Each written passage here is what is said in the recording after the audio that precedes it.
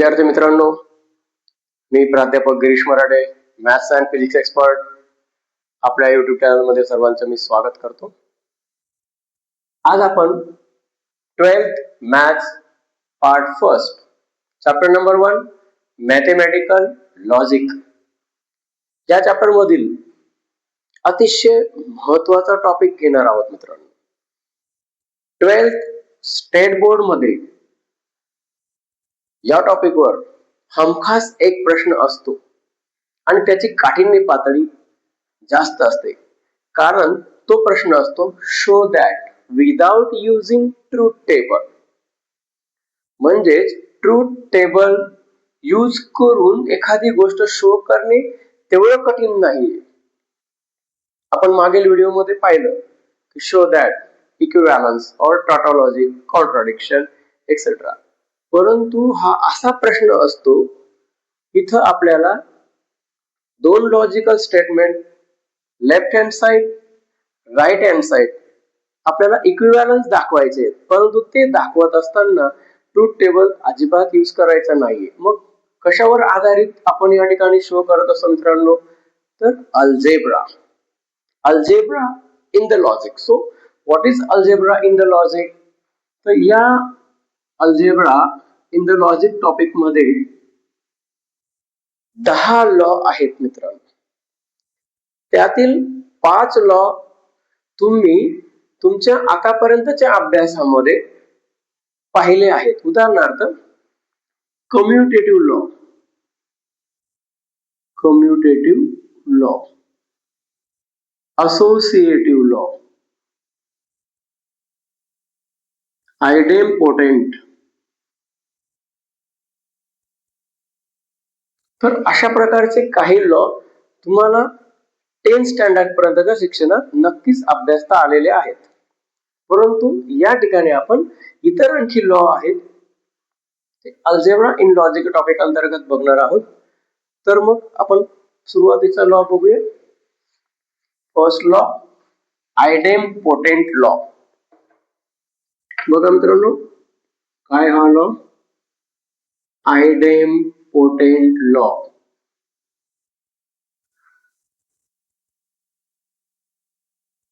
So first, P conjunction P. So the conjunction of a given logical statement with itself is a statement itself. म्हणजे स्वतःच स्वतःशी conjunction केलं तर येणारं उत्तर हे स्वतः ते स्टेटमेंटच आहे. दुसरं law, P disjunction P is equal to P. मित्रांनो, त्या स्टेटमेंटचं त्याच्या स्वतःशीच कंजक्शन केल्यावर सुद्धा उत्तर येणार आहे. That statement same as it is. Disjunction केलं, disjunction of a P with itself, the answer is P. यालाच म्हणतात आयडेम्पोटेंट लॉ. जसं की तुम्ही 10th स्टँडर्ड पर्यंत पाहिलंय, इव्हन नंबरचं मल्टिप्लिकेशन इव्हन नंबर बरोबर केलं. What you get? 2 4s are 8, 6 into 8, 6 8s are 48. So even number multiply with another even number. What the answer? The answer is even. So this is also a idempotent law. Means even चं multiplication even ची केल्यावर उत्तर even number येत आहे असा त्या ठिकाणी होतं. परंतु लॉजिक मध्ये मात्र कंजक्शन आणि डिस्जंक्शन आहे. So idempotent law is very easy. Second law, commutative law.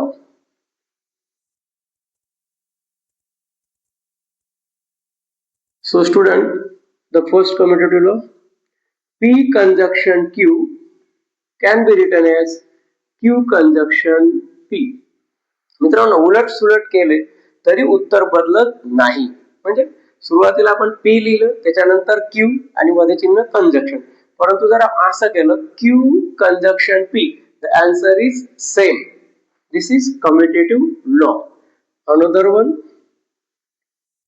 P disjunction Q equal to Q disjunction P. म्हणजेच commutative law आपल्याला काय सांगतो आहे, तुम्ही कंजक्शन करा किंवा तुम्ही डिस्जंक्शन करा, त्या ठिकाणी स्टेटमेंटचा जो क्रम आहे लेफ्ट राईट बदलल्याने व्हॅल्यूवर कुठलाही फरक पडणार नाही. No change in the value. Correct. So conjunction P conjunction Q can be written as Q conjunction P. Either P disjunction Q can be written as Q disjunction P. Commutative law अतिशय सोपा आहे. तिसरा law आहे मित्रांनो associative law.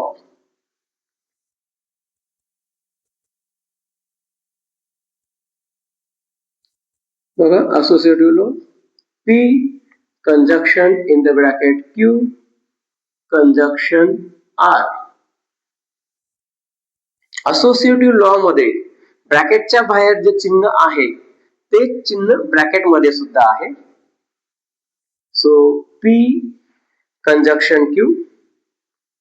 आता आपण P आणि Q यांना एका ब्रॅकेट मध्ये ठेवलं आणि R हा आउट ऑफ ब्रॅकेट लिहू शकतो आणि व्हॅल्यू मध्ये कुठलाही बदल होणार नाही. This is associative law.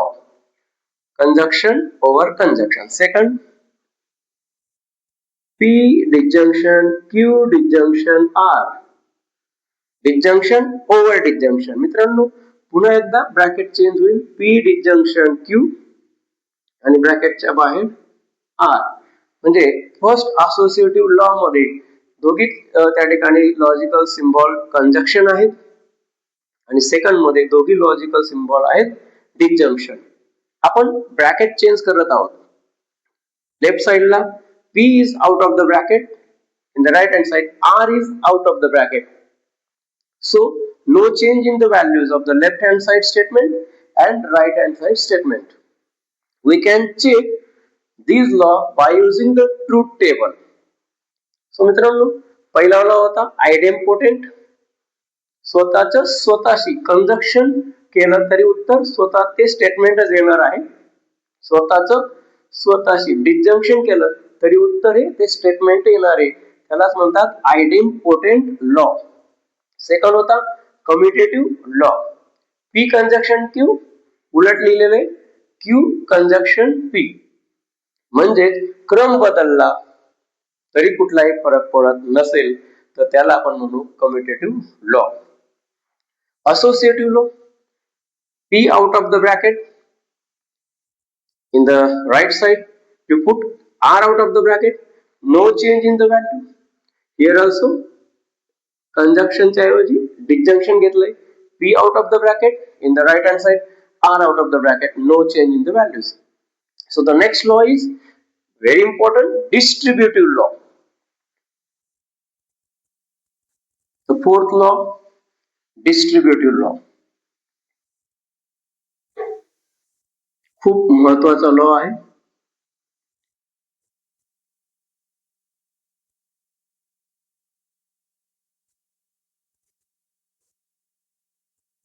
मित्रांनो डिस्ट्रीब्युटिव्ह लॉ आणि असोसिएटिव्ह लॉ मध्ये एक मुख्य फरक आहे. असोसिएटिव्ह लॉ मध्ये ब्रॅकेटच्या मध्ये आणि ब्रॅकेटच्या बाहेर एकच चिन्ह होते, एकच सिम्बॉल होता.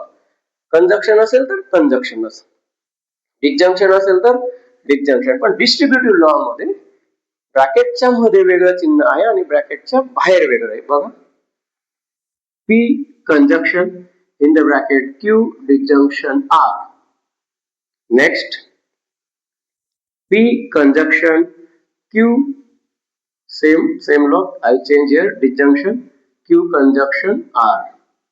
बघा left side P conjunction in the bracket Q disjunction R. Second law P disjunction in the bracket Q conjunction R. याला आपण असं वाचत असतो कंजक्शन ओव्हर डिस्जंक्शन. इकडे डिस्जंक्शन ओव्हर कंजक्शन. मित्रांनो आपण मॅथेमॅटिक्स मध्ये ब्रॅकेट सॉल्व्ह करतो तशाच पद्धतीने हा लॉ ऑपरेट करायचा डिस्ट्रीब्युटिव्ह. इथं आपल्याला दोन ब्रॅकेट मिळतील. P conjunction Q in the first bracket. P conjunction Q in the first bracket. Next bracket आपण P conjunction R घेऊया. परंतु हे जे मध्ये चिन्ह आहे डिस्जंक्शन ते आपण इथं घेणार आहोत. Disjunction again P conjunction R.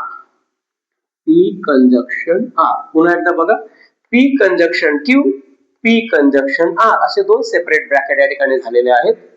आणि मग त्या दोन्ही ब्रॅकेटला जोडण्यासाठी हे ब्रॅकेट मधलं डिस्जंक्शन चिन्ह आपण यूज केलं हे लक्षात ठेवायचे.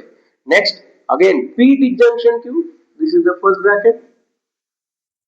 Next bracket P disjunction R, but join the two brackets by using the middle sign symbol conjunction. Bracket मधला सिम्बॉल त्या ठिकाणी घ्यायचा आहे P conjunction. कंजक्शन नंतर बघा P disjunction R. अतिशय महत्वाचा लॉ आहे मित्रांनो, distributive law. Conjunction over disjunction, disjunction over conjunction. Left साइडला एकच ब्रॅकेट, राईट साइडला दोन ब्रॅकेट आहेत आणि हे जे चिन्ह आहे दोन ब्रॅकेट जोडणारा ते बघा डिस्जंक्शन. ब्रॅकेट मधलं चिन्ह यूज करायचंय. सेकंड मध्ये कंजक्शन, ब्रॅकेट मधलं चिन्ह यूज करायचंय. Very simple. कन्फ्युजन मुलांना कुठे होत असतं? डिस्ट्रीब्युटिव्ह लॉ आणि असोसिएटिव्ह लॉ दोघी स्वतंत्र आहेत, दोघींची स्ट्रॅटेजी फार वेगळी आहे. आणि कन्फ्युज झाला तर मग डिस्ट्रीब्युटिव्हला असोसिएटिव्ह आणि असोसिएटिव्हला डिस्ट्रीब्युटिव्ह होऊ शकतं मित्रांनो. म्हणून काळजीपूर्वक शिकायचं येते. त्याचे पुढचे law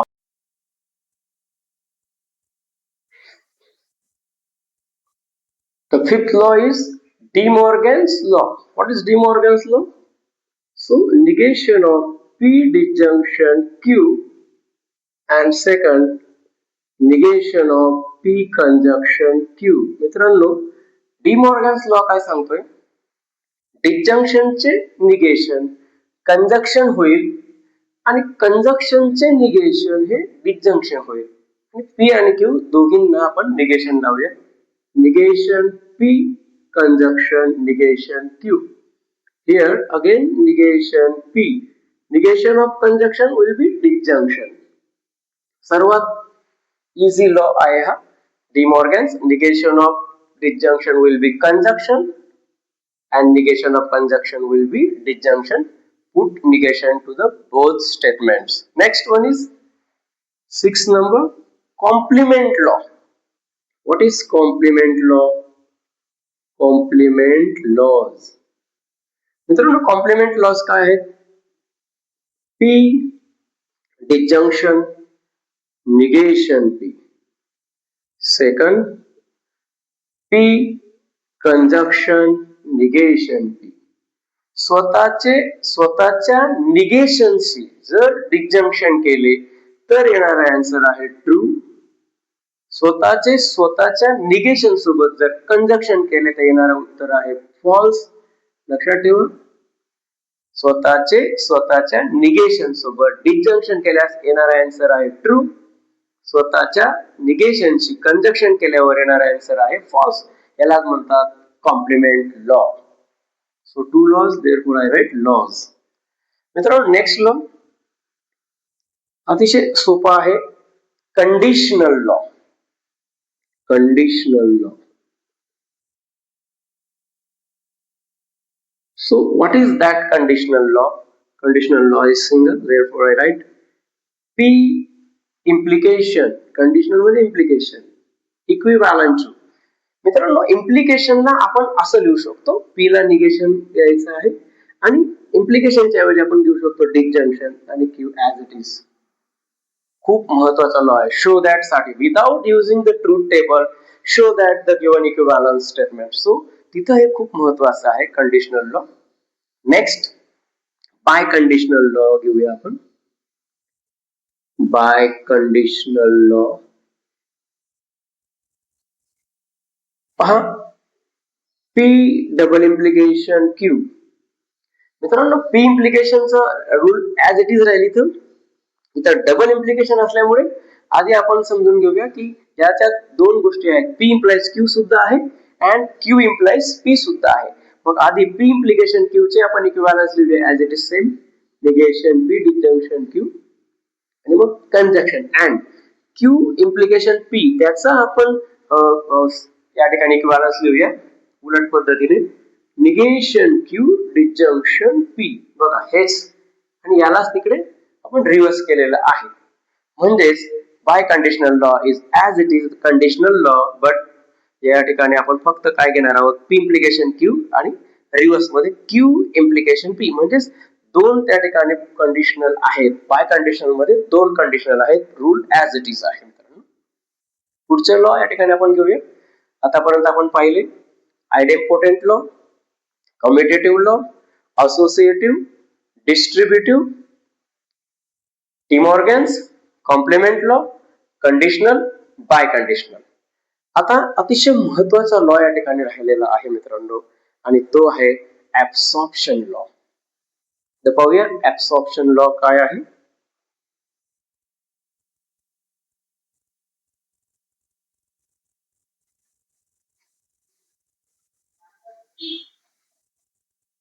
absorption law.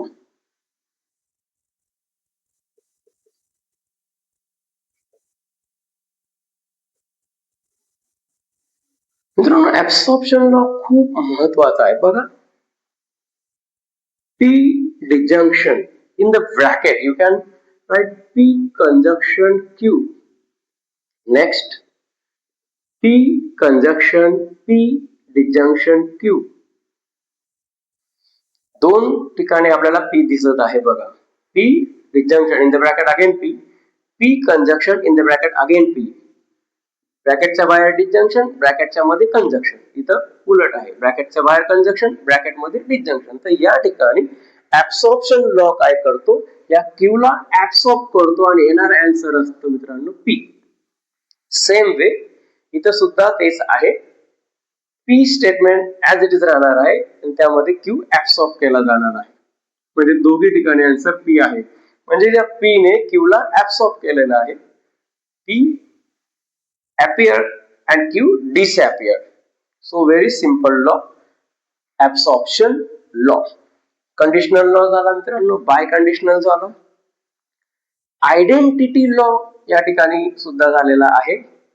Complement law स्वतःच स्वतःशी, कॉम्प्लिमेंट लॉ, कॉम्प्लिमेंट लॉ स्वतःचे स्वतःच्या निगेशनशी काय होणार आहे, स्वतःचे स्वतःच्या निगेशनशी डिसजंक्शन. काय होणार आहे बघूया.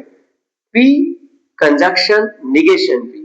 Second P disjunction negation P. मित्रांनो स्वतःच्या निगेशनशी त्या स्टेटमेंटचे कंजक्शन काय होणार आहे आणि डिसजंक्शन काय होणार आहे. कंजक्शन असेल तर त्या ठिकाणी फॉल्स आहे आणि स्वतःच्या निगेशनचे डिसजंक्शन असेल तर आन्सर येणार आहे ट्रू.